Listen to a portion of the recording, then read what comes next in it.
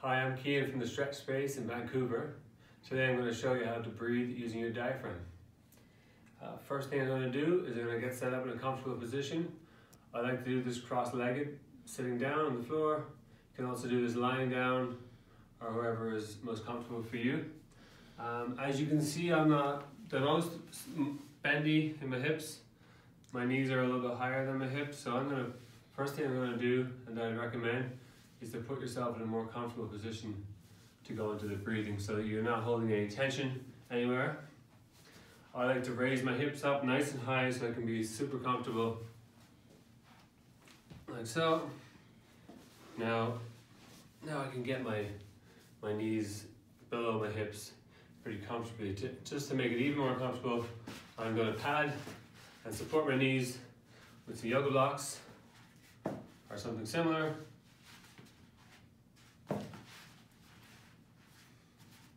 Okay. And now I feel like I can hold this position for quite a while. So next thing, you want to have a nice upright posture. If you can turn your palms over, that's going to help bring the shoulders back, help you be a bit more longer and upright. And from here, I'm going to go through some breathing using the diaphragm. And why is that important? Well, it's the primary breathing muscle. It's really the workhorse when it comes to breathing, and we really want to utilize it fully. If we're not, then we may start using some of our secondary respiratory muscles up in the chest area and neck and traps. And when they get overused, you may experience some tension and some discomfort. And also the chest breathing, which may look something like this, or you might even bring the shoulders into it. We want to try and avoid that. That can also trigger a stress response.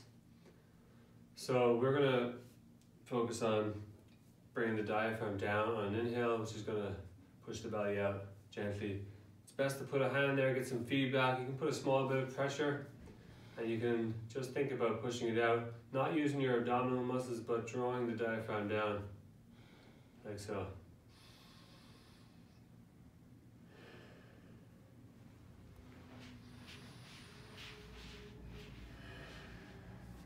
The chest may fill up naturally after, as this area expands and fills. We're really looking for just a full expansion down here, and that will raise up. So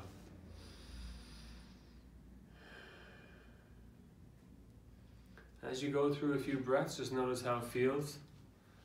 You can start to lengthen out your exhales a little bit, maybe ideally getting to like exhales to be twice as long as the inhales, maybe a 3:7 ratio, something like that.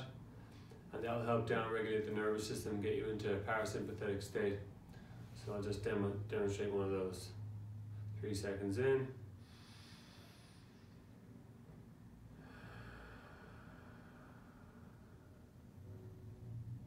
7 seconds out. So there you have it, some basic diaphragm breathing.